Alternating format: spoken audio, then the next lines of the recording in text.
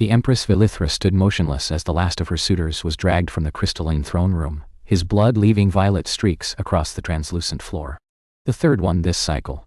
The nobles watched in practiced silence, their bioluminescent markings dimmed to show appropriate deference, though Marcus Chen could read the satisfaction in how they held their secondary arms. "The human," announced Chancellor Sci-Fi, his voice carrying the particular contempt reserved for livestock that had wandered into sacred spaces.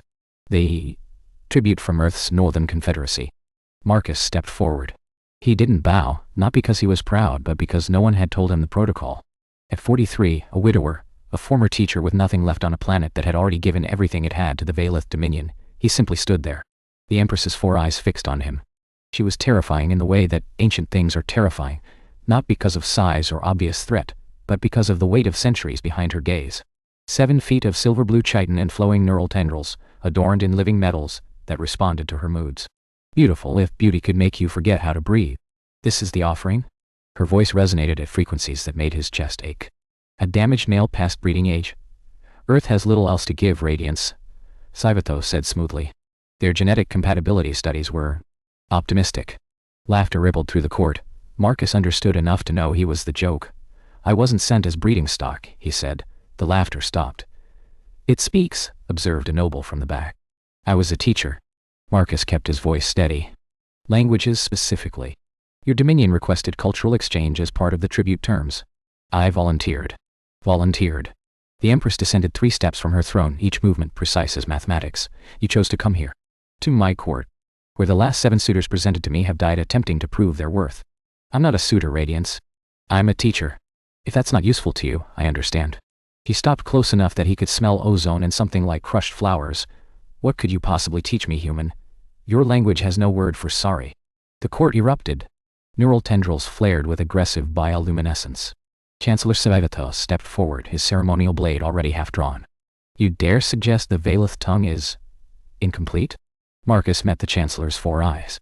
"Every language is incomplete. That's what makes them alive." The Empress raised one hand. Silence fell like a blade. "Explain." "You have Vethsarai, acknowledgement of inferior performance.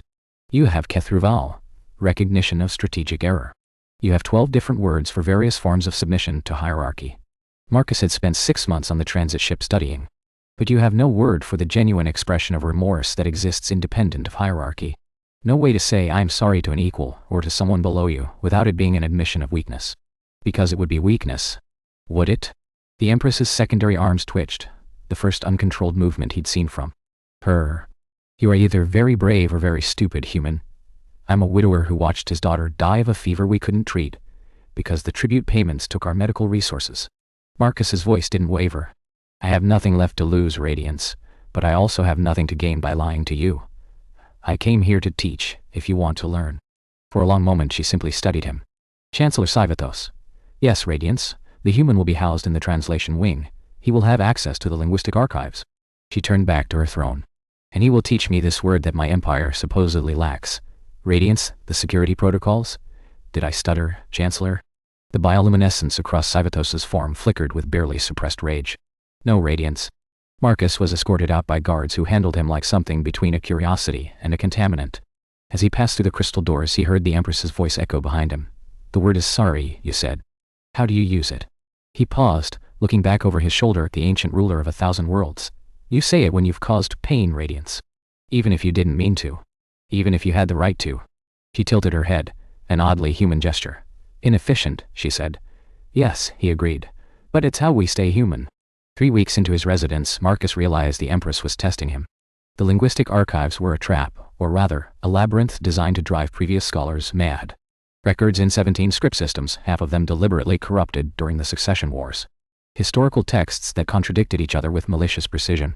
And everywhere, the subtle sabotage of Chancellor Sci-Fi's faction, who rearranged materials overnight and corrupted data crystals with elegant deniability. Marcus taught high school for 20 years. He'd seen worse. "You're still here?"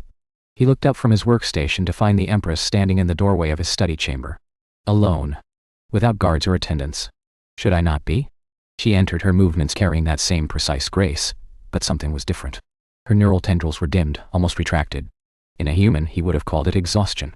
The last cultural liaison from the hegemony of Keth lasted 4 days before requesting execution as an alternative to continued service. I'm stubborn, you're human. She examined his workspace, the handwritten notes in multiple scripts, the cross-reference matrices he'd built from scratch. Your species shouldn't have survived first contact.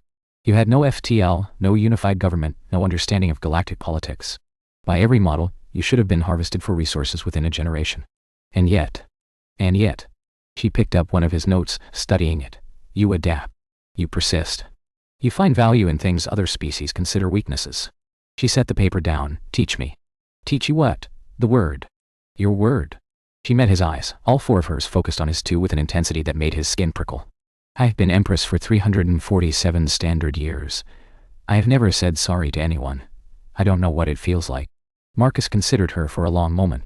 Why do you want to learn? Because my suitors keep dying. Her voice carried no emotion, but her tendrils flickered with something like distress.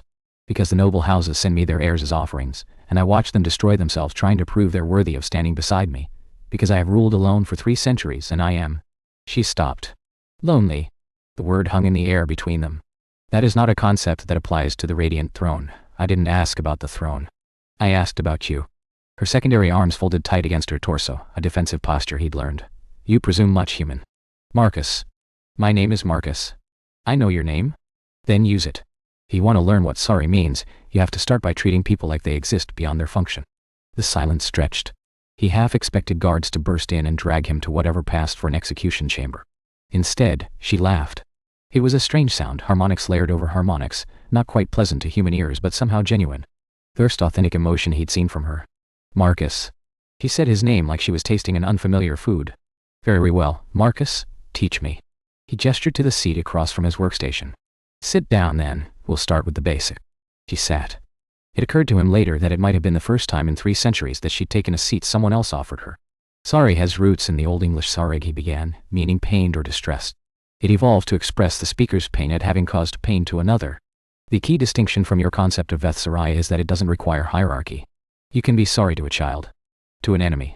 To someone who will never know you apologized. What is the purpose of expressing remorse to those who cannot hear it? It's not for them.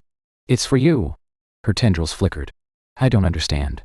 When my daughter died, Marcus said quietly, I said sorry to her every day for a year. She couldn't hear me. She was gone. But I needed to say it to acknowledge that I wished I could have done more, been more, saved her somehow. The word isn't about absolution. It's about honesty. Vaelithra was silent for a long moment. Your species carries your wounds openly. We try to. It's not easy. No. She looked at her hands, 4-fingered, silver blue, elegant as sculptures. I imagine it wouldn't be. The assassination attempt came in the 4th month. Marcus woke to alarms shrieking through the translation wing, to the sound of weapons fire and the wet, tearing noise of someone dying in the corridor, outside his chambers. He rolled out of bed and grabbed the only weapon he had, a ceremonial data stylus, sharp enough to draw blood if he was lucky. The door exploded inward. Chancellor Vaelithra stood in the smoking frame, flanked by guards in the colors of the old noble houses. His bioluminescence blazed with triumph. The human sympathizer will fall tonight, he announced. And with her, this foolish experiment in equality. Where is she? Marcus stepped forward. Where is the Empress? Vaelithra laughed. Running, I imagine. Or hiding. The radiant throne was never meant for one so weak that she would take counsel from livestock. Marcus hit him. It wasn't strategic. It wasn't smart. The data stylus sank into the gap between 2 chitin plates on the Chancellor's neck, and Marcus twisted with everything he had. Vaelithra screamed, a sound of pure disbelief as much as pain. The guards raised their weapons. Marcus! The Empress's voice cut through the chaos. She stood at the end of the corridor, wounded, her left secondary arm hanging limp, her neural tendrils blazing with light he'd never seen before. Not bioluminescence but something older, something that the walls themselves vibrate. Stand down, she commanded. The guards hesitated. Vaelithra ripped the stylus from his neck, violet blood streaming down his chest. She has no power here anymore. The old houses have? The old houses have nothing. Vaelithra walked forward, each step leaving scorch marks on the crystal floor, because the old houses forgot why we built an empire in the first place. It wasn't to accumulate power. It was to survive. She stopped in front of Marcus, placing herself between him and the weapons. You would die for this creature? Vaelithra spat. This teaching animal? He taught me something none of you could. She turned to look at Marcus, and in her 4 eyes he saw something he'd never expected to see in an alien empress. Uncertainty, hope, fear. All the emotions her people had bred out of their vocabulary.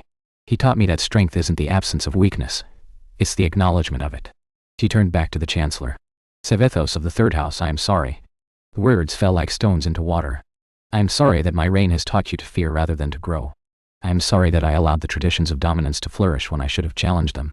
I am sorry that it took a human, a teacher, to remind me what my people could be instead of what we have become. The guard's weapons wavered.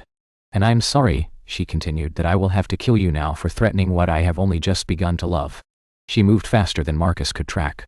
One moment Sevethos was standing. The next he was ash, and the Empress's hands were glowing with the fire of a dying star. The remaining guards dropped their weapons. In the ringing silence that followed, Vaelithra turned to Marcus. Her hands were still burning, her chiton cracked from wounds she'd sustained fighting her way to him. She looked like a goddess of war and ruin. You're hurt, she said. He looked down. Blood was soaking through his sleeping clothes, his own apparently. One of the guards must have grazed him when the door exploded. I'll live. You could have died. For me. Yes, why? He reached out and took her hand, the burning one. It didn't hurt, somehow. The fire recognized him, wrapped around his fingers like a greeting. Because you're learning, he said. And a teacher doesn't abandon a student. Her tendrils wrapped around his wrist, gentle as a whisper. That's not the only reason, no, he admitted. It's not. The Vaelith dominion did not fall that night. But it began to change. In the months that followed, the old houses who had supported Sevethos were given a choice, adapt or depart. Most departed. Those who remained watched in bewildered silence as their empress began to use a word that had no translation in their language, began to acknowledge pain, to express remorse, to treat her subjects as something more than extensions of her will. It was not efficient. It was not traditional. But it was, slowly, transforming an empire built on dominance into something that might someday be built on understanding. Marcus continued to teach. Not just the Empress now, but others. Young Vaelith who had heard rumors of the human teacher who had survived the translation wing, who had stood against the Chancellor's coup, with nothing but a writing implement and stubborn loyalty.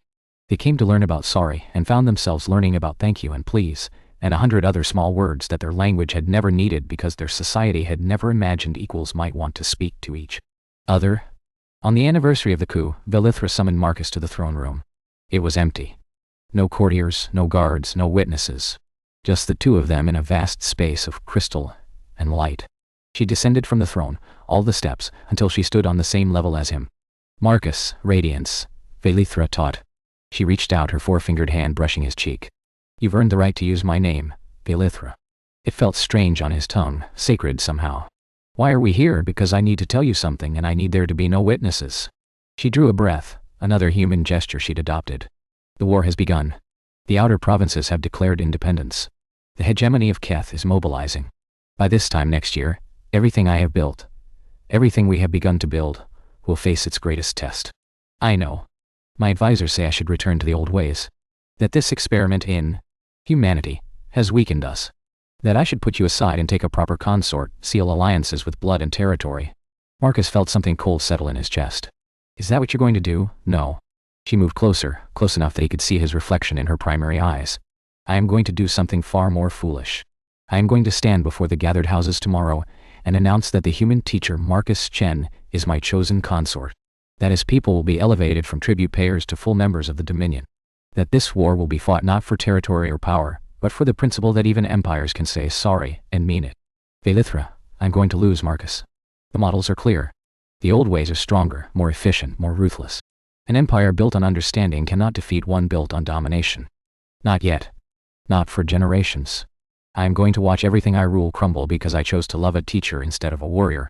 He took her hands in his. Then why? Because you taught me that some things matter more than winning. Her voice broke on the last word.